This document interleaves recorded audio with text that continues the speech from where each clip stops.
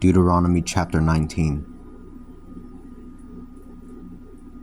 When the Lord your God has destroyed the nations whose land he is giving you, when you have driven them out and you are dwelling in their cities and houses, then set aside 3 cities in the land that the Lord your God is giving you to possess. Build roads to them and divide the land that the Lord your God is giving you as an inheritance into 3 parts, so that anyone who has killed another can flee to them. This is the regulation concerning the one who has killed another and flees there to save his life. One who kills his neighbor unintentionally, who did not previously bear him ill will. For example, when a man goes into the woods with his neighbor to cut wood, and as he is swinging the axe to cut down a tree, and the head of the axe flies off and kills the neighbor, that man may flee to one of the cities to save his life.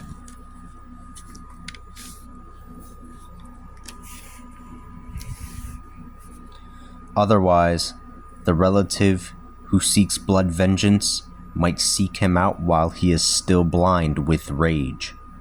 And if the distance be too great, he would then be able to catch up with him and kill him, even though he did not really deserve to die, since he did not bear the man any previous ill will.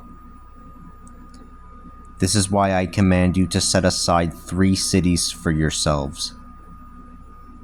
If the Lord your God adds to your territory,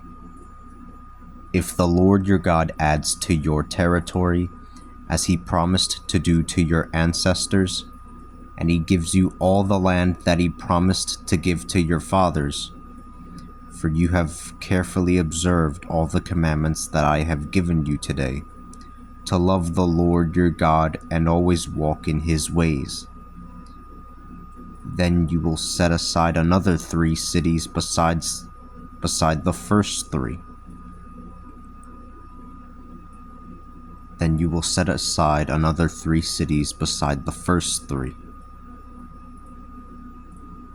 Do this so that innocent blood not be shed in the land that the Lord your God is giving you as an inheritance.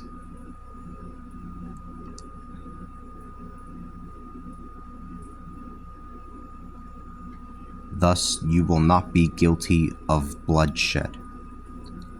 But if a man bears ill will toward his neighbor and lies in wait for him, and jumps out at him and grievously wounds him so that he dies, and then he flees to one of these cities, the elders of his town will send after him, bring him back, and hand him over to the relative who seeks blood vengeance, so that he might be put to death.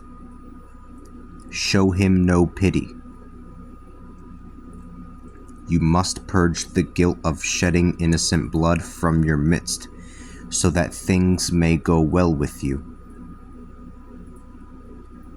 Do not move your neighbor's boundary stone that was set up long ago to mark your inheritance in the land that the Lord your God has given you to possess.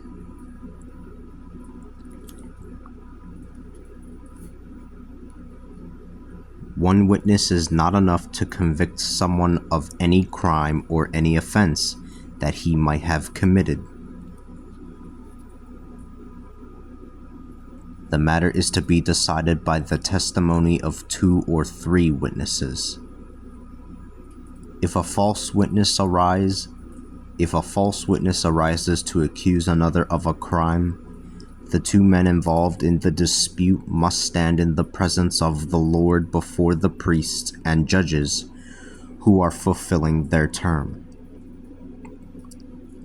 The judges must make a thorough investigation. If a witness proves to be a liar, having falsely testified against another, then whatever would have been done to the other is to be done to him.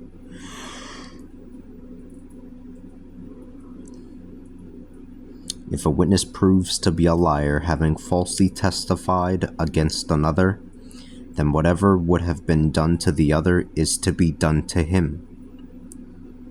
You must purge this evil from your midst. The rest of the people will hear of this and be filled with fear, and no one will ever do such an evil thing in your midst again. Show no pity. A life for a life, an eye for an eye, a tooth for a tooth, and a foot for a foot.